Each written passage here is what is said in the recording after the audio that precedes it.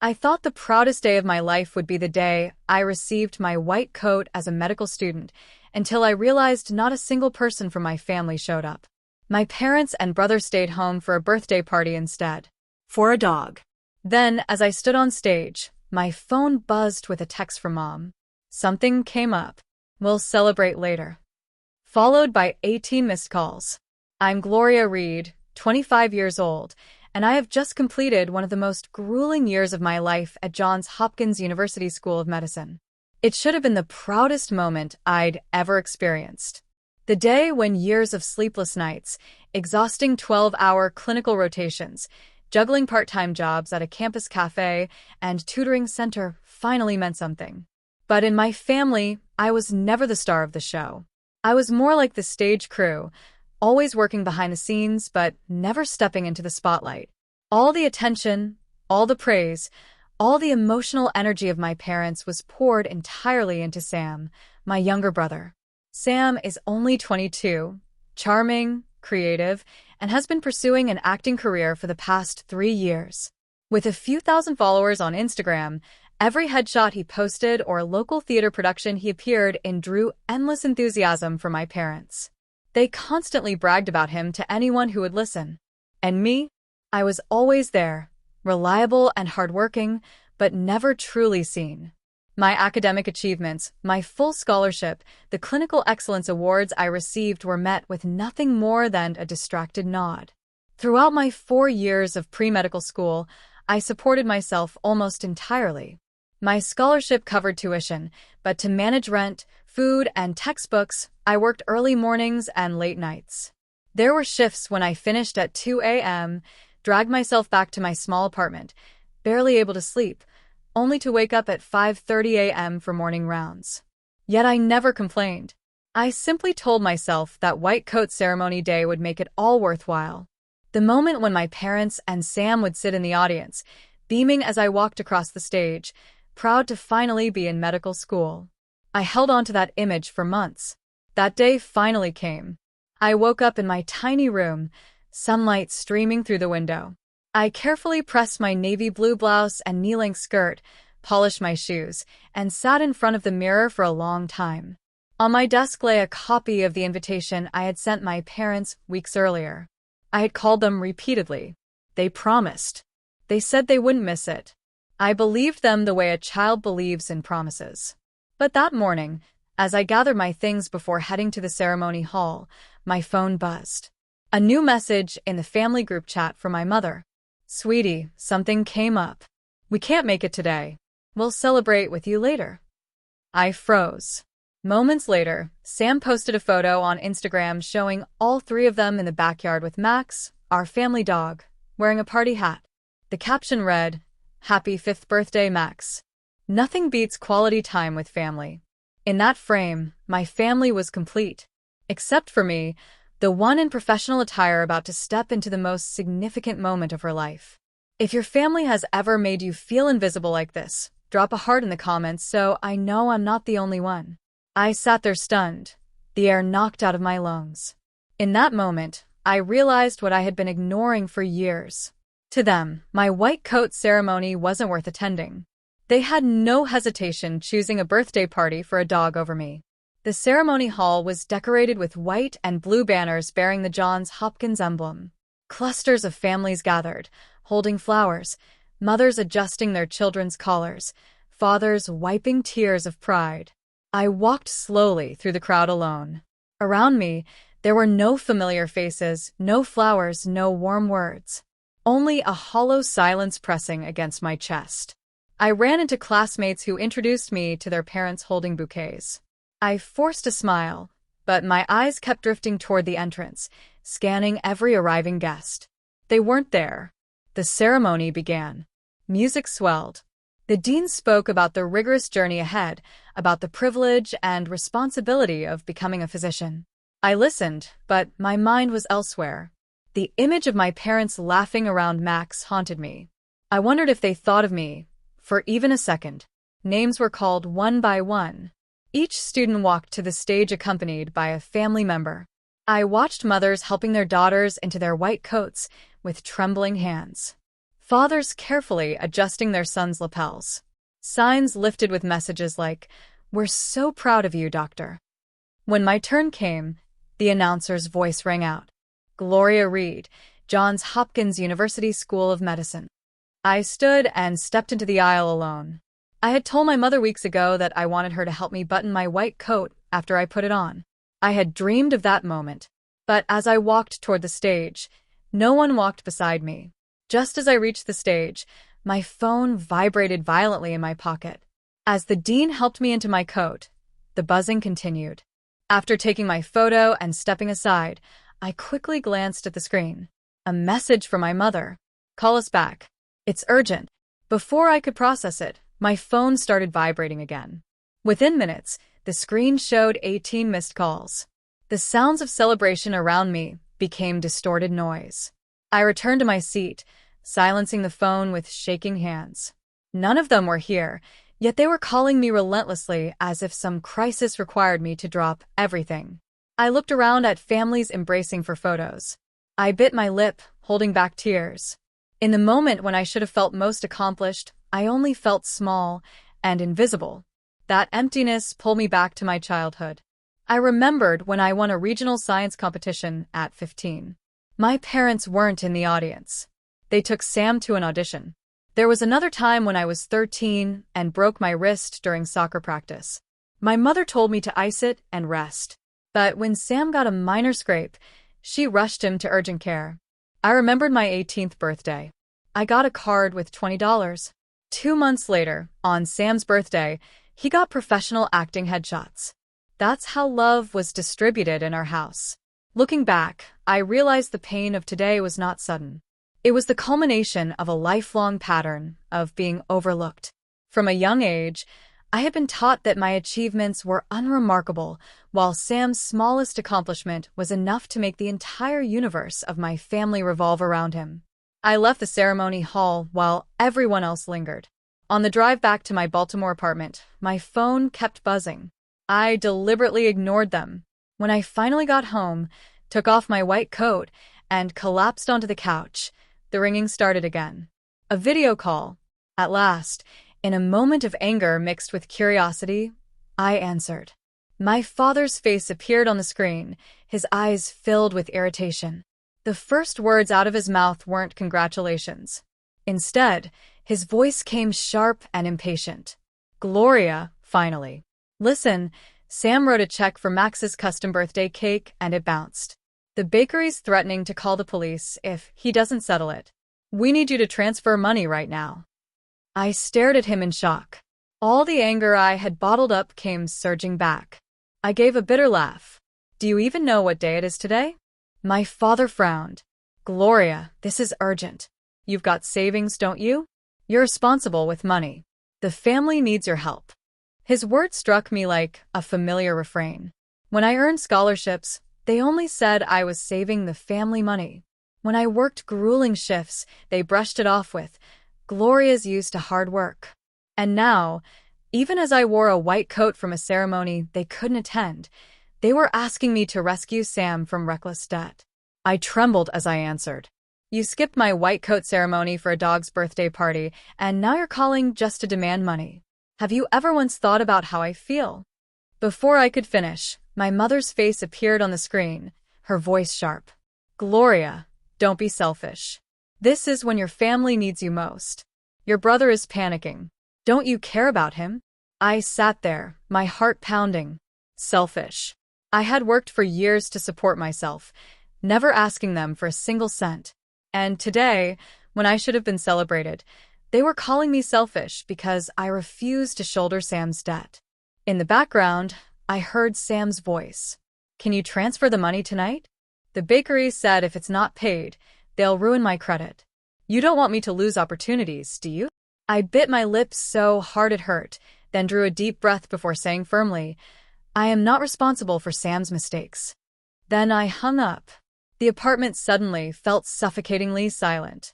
I buried my head in my hands as tears spilled uncontrollably. Never before had it been so clear. They didn't value me. To them, I was nothing more than a convenient wallet. The next morning, my phone lit up again and again. The first message was from Aunt Linda. Gloria, I heard your brother is having trouble. He's still young. You're his sister. You have to step in. How could you turn your back on him? Not a single word of congratulations for yesterday. Only accusations that I was heartless. I set the phone down, and my mind drifted back. When I got into Johns Hopkins, my parents treated it like a financial relief, not an achievement.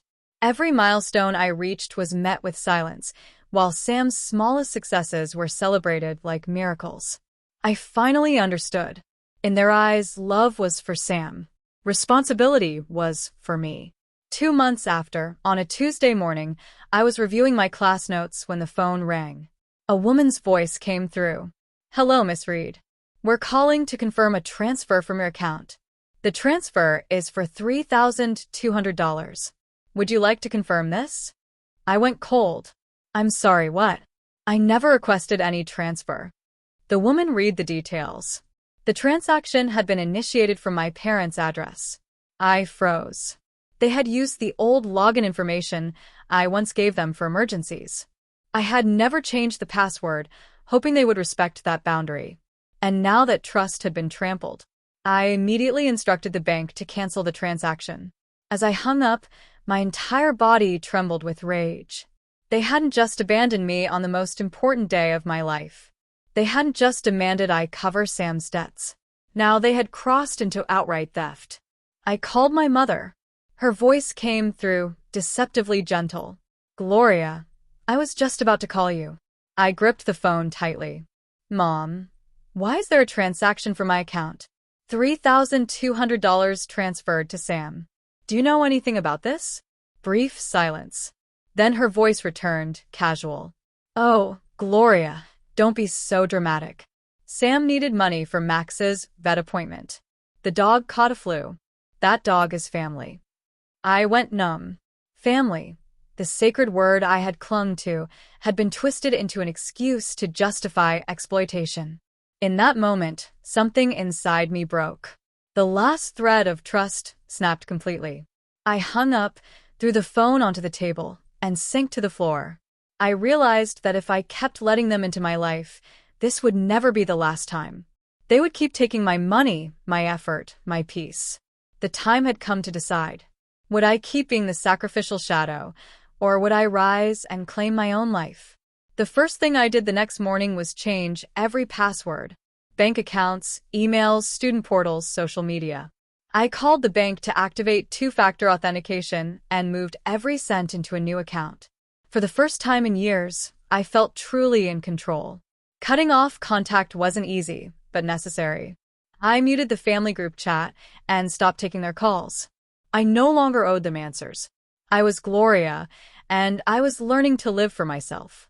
I began pouring everything into my studies at Johns Hopkins Hospital. The work was demanding, but unlike before, my efforts were finally being seen. After I caught a critical lab value error before it reached a patient, my attending, Dr. Denise Given, smiled. You have sharp instincts and genuine compassion. That's what makes an excellent physician. Those words made me feel valued, something I had craved from my parents but never received. Over time, I excelled in my clinical rotations and earned honors in internal medicine and surgery. I also started side hustles in academic coaching and freelance medical writing, using my knowledge to build financial independence on my own terms. After 2 years, I received several awards and was invited to mentor junior medical students. My career gradually became stable and fulfilling. I kept every success to myself, never posting on social media. I had learned that silence could be protection. 2 years later, life had color again, until a message from Mom changed everything. Come home for dinner this weekend. The family misses you. The message was short, even gentle, but suspicion stirred. For 2 years, they had barely reached out. I sat staring at my phone, knowing this couldn't be just an innocent family meal. Still, I agreed, not because I believed them, but because I wanted to see what they were planning. That evening, I drove back to Silver Spring. The moment I stepped through the door, the atmosphere felt rehearsed. The living room lights were bright. The dining table set with theatrical elegance, yet there was no warmth. My father sat in his armchair like he was presiding over a business meeting. My mother wore a forced smile, and Sam sat upright, his eyes bright with something calculated. Dinner began with superficial small talk. No one asked how I was really doing. Every compliment circled only around Sam, his latest addition, his growing Instagram following. When the main course was served, my father cleared his throat. Actually, tonight there's another reason we wanted you here. We wanted to share an exciting opportunity. I set my fork down and sighed inwardly. Then Sam pulled out a glossy folder and smiled with rehearsed confidence. Sis, I've been accepted into an elite acting showcase in Los Angeles. This is a major opportunity. If you invest as a financial partner, just $15,000 will cover my professionally produced demo reel and 6 weeks of lodging near the studio. This is a golden opportunity for our family to succeed together. I leaned back, letting the silence hang. His words sounded like a memorized sales pitch. I glanced at my parents, their eyes filled with expectation edged with pressure. Instead of anger, I felt amusement. 2 years without a word, and now they staged a dinner to turn me into an unwilling investor. I nodded slowly. That does sound interesting, but let me ask you, have you told other potential investors that you've never really taken this acting career seriously? The room fell silent. Sam's face paled, his smile twisting. My father frowned. Gloria, how could you say that? I kept my tone steady. Because it's the truth, and anyone being asked for money deserves honesty. I reached into my bag and pulled out a folder with documentation of my work at Johns Hopkins, my clinical honors, letters of recognition. I placed it on the table. I'm not a naive student anymore. I know how to assess risk. And most importantly, I know that the people sitting here once took money from me without permission. So I'm sorry, but I won't invest in anyone who has stolen from me. My mother's face drained of color. My father fell quiet. Sam flushed red, stammering. You're being ridiculous. I stood calmly, adjusting my jacket. No, Sam. For the first time in my life, I'm being honest. I am no longer the emergency wallet. From now on, if you want success, you'll have to earn it yourself. I have my own life, and I won't trade it away. I turned and walked toward the door. For the first time in years, I left that house without guilt. 3 weeks later, I learned the truth. My parents had mortgaged the house to cover the acting showcase and demo reel for Sam. Only there was no demo reel, just parties, new clothes, and expensive dinners for his photo shoots. My parents had borrowed to fund a dream Sam never even started. Less than a month later, my mother called. Her voice was broken with sobs. Gloria, do you know what's happening? Sam wasted all the money we gave him. He's claiming it wasn't enough for his launch. She cried. Gloria, this is all your fault. If you'd helped him, maybe Sam wouldn't have failed. I couldn't believe my ears. I sat in silence, listening. When she paused, I answered with a steady voice. Even now, you're finding a way to blame me for his mistakes, Mom. On the other end, I heard my mother sniffle, then fall quiet. Perhaps she wanted to argue, but for the first time, she had no words. I hung up and sat motionless, staring out the window. The afternoon sun stretched across the buildings, and I felt something strange. My heart was weightless. I wasn't rejoicing in their downfall, but I also no longer bore crushing guilt. Have you ever been left behind by your family at the most important moment of your life? Share your experience in the comments, so I know I'm not alone. Also, subscribe if you would never abandon your daughter on her special day, and let me know where you're listening from. In the months that followed, I continued thriving at work. I received recognition from hospital leadership for my patient care. I earned top honors in my third-year rotations. I was selected to present research at a national medical conference. Each accomplishment reminded me that I had built this life on my own terms. If you've watched this far, I want to say this to you, the one listening to my story today. Sometimes family is not the people who share your blood.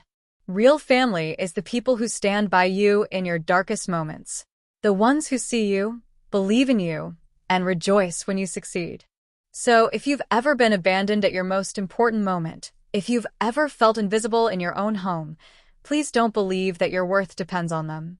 Your worth lies in your courage to rise, to walk forward, and to seek out the people who truly deserve you. And before I end, I want to ask you one question. Would you ever abandon your daughter at the most important moment of her life?